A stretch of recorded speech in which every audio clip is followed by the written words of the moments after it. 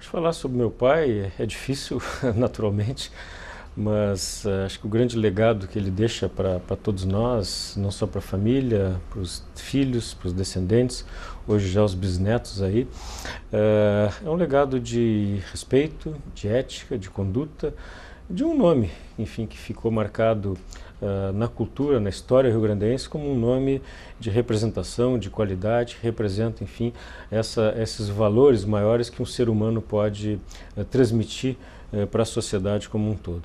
E eu destacaria 3 grandes dimensões onde ele se destacou. A primeira, no lado empresarial, como auditor, consultor, construiu sua carreira em cima de uma profissão que no início ele não queria exercer, mas acabou exercendo com muito brilho, muita capacidade, e chegando ao ponto máximo da carreira, enfim, que foi a criação de uma empresa de auditoria que segue, enfim, e uma marca, especialmente um nome que ficou marcado na história da auditoria e da contabilidade brasileira. No lado empresarial, se destacou muito fortemente como presidente da Federação e como uma das lideranças mais fortes do estado do Rio Grande do Sul, lutando, combatendo e disputando passo a passo, palmo a palmo, com os eventuais líderes políticos, a redução da carga tributária, o reposicionamento da classe empresarial perante todas as dificuldades que esse Estado vem enfrentando, e foi um bastião, um lutador para que esse Estado não piorasse além do que já vem piorando, e a nossa luta constantemente é para resgatar o Rio Grande do Sul. E onde ele é mais conhecido, talvez, ainda hoje, no lado esportivo, onde começou muito cedo, contra a vontade do pai dele, a praticar esportes, no início até escondido do pai dele, do meu avô, nadando, remando, e inaugurou o estádio do Pacaembu, em São Paulo, pelo Corinthians, nadava no rio Tietê, na época que piscinas não existiam, que piscinas eram de madeira, ainda dentro do rio, e nadando, disputando mundiais e ganhando campeonatos mundiais até hoje. Acho que é um exemplo que fica para todos, e sempre que me encontro, pergunto por ele, pergunto pela atividade esportiva, mostrando para toda a sociedade, para todos os jovens especialmente, que o cuidado com o corpo é importantíssimo, fundamental para a qualidade de vida. Não digo nem só para a longevidade, porque não adianta ser longevo sem qualidade de vida. A questão fundamental é a qualidade de vida, e ele mostra isso pela sua dedicação à atividade esportiva e essa conquista fantástica de ganhar campeonatos mundiais ainda quase aos 90 anos, como ele está chegando esse ano. Voltamos aqui da sede Moinhos de Ventos, no Grêmio Náutico União, com o Dr. Carlos Bidra. O senhor é patrono do Grêmio Náutico União. Com muita honra. É o terceiro, né? Isso, o terceiro patrono.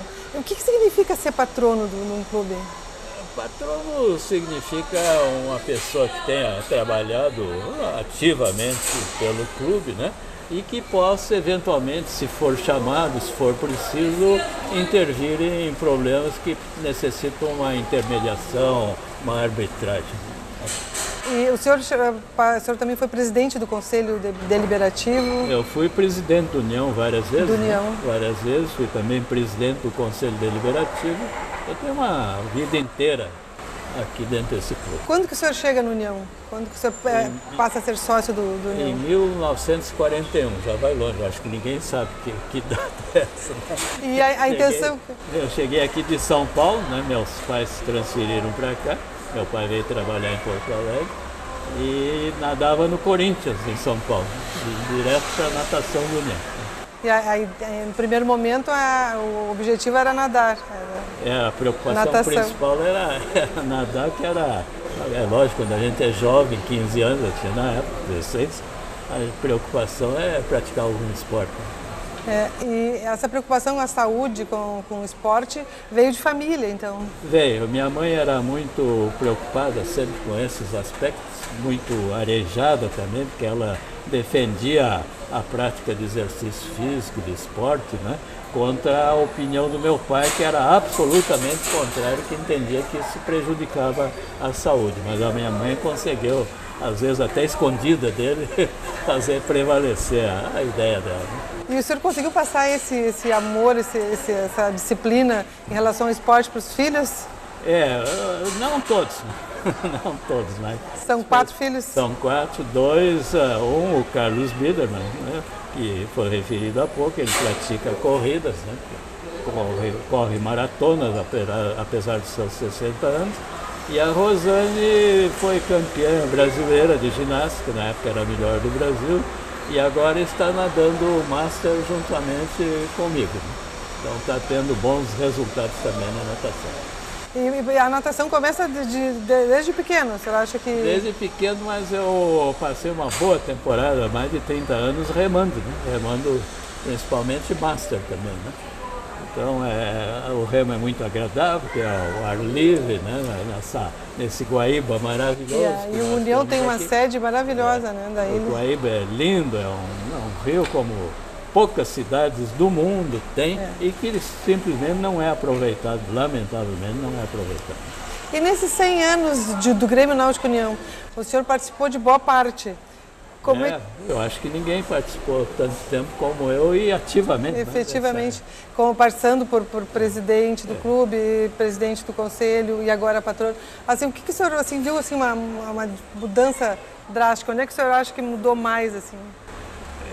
O União mudou várias vezes, né? Primeiro quando adquiriu essa sede aqui dos Moinhos de Vento, né? Os homens da época previam, os líderes da União previam que aquela sede lá talvez não tivesse futuro, era na Voluntários da Pátria, né?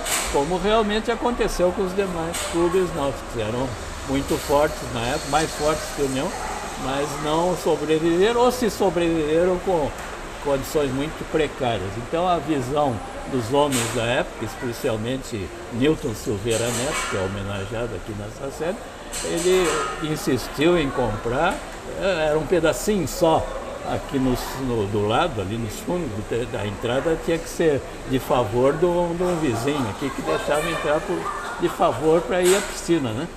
Então cabia exatamente a piscina olímpica na primeira parte comprada, que foi feito também com um grande sacrifício na época, mas que mudou completamente a face do União para sempre. Moinhos de Vento, a sede Moinhos. Moinhos de Vento, que aqui moravam as pessoas mais ricas de Porto Alegre, a J. Renner, todas essas pessoas importantes moravam aqui ao redor e não tinha outro clube, né?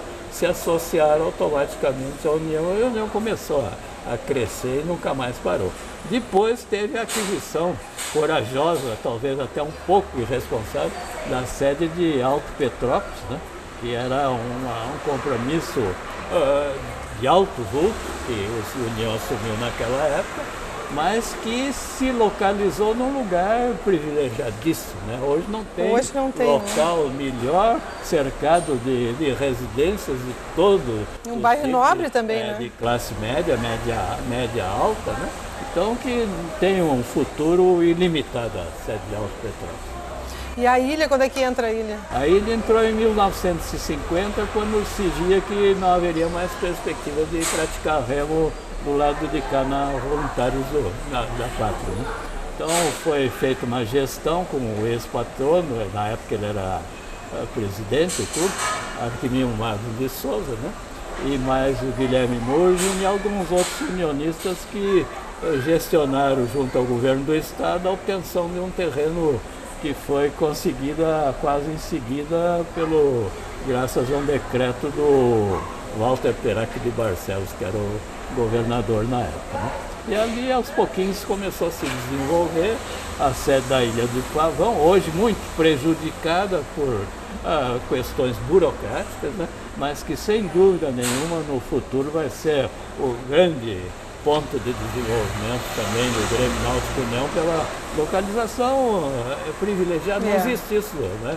Não existe isso. Em poucos lugares do mundo tem alguma coisa parecida. E nessas suas andanças, participando de campeonatos de natação, o senhor viu outro clube com essa dimensão do União, com 3 sedes, com 60 mil associados? Fora do Brasil, a maioria dos clubes que eu fui, principalmente de remo, são clubes bem pequenos. Por curioso que sejam, são clubes pequenos, não tem a grandeza e o tamanho do União, né? Isso existe na América do Sul, especialmente no Brasil, nós temos clubes muito grandes, né? Sim. Mas lá fora, eu não vi, deve existir, Só na Turquia, por exemplo, eu ouvi que tem um clube com 100 e poucas quadras de tênis, né? Aí não dá nem para medir. Mas é uma coisa, é uma exceção, né? Uma exceção que confirma a regra, né? Que é uma coisa de alemães, né? Especialmente no Brasil, que criaram esse sistema de clubes, né? Isso, necessidade e se desenvolveram muito, como a Sergipe União aqui em Sergipe União, é verdade. E outro aspecto do Grêmio Náutico União, nos últimos anos, a questão de profissionalização da administração. Hoje tem um gerenciamento profissional. Tem. Eu sou um lutador por essas modificações, né? Há muito tempo. Não consegui, ainda talvez não consiga, estabelecer o que eu imagino que seja o ideal para uma administração de clube, né? Eu acho que o clube tem que ser administrado pelo sócio, por um conselho de administração constituído de sócios importantes que têm conhecimento de administração, esportes, etc., a parte social, de eventos, e executada por um profissional devidamente remunerado, né?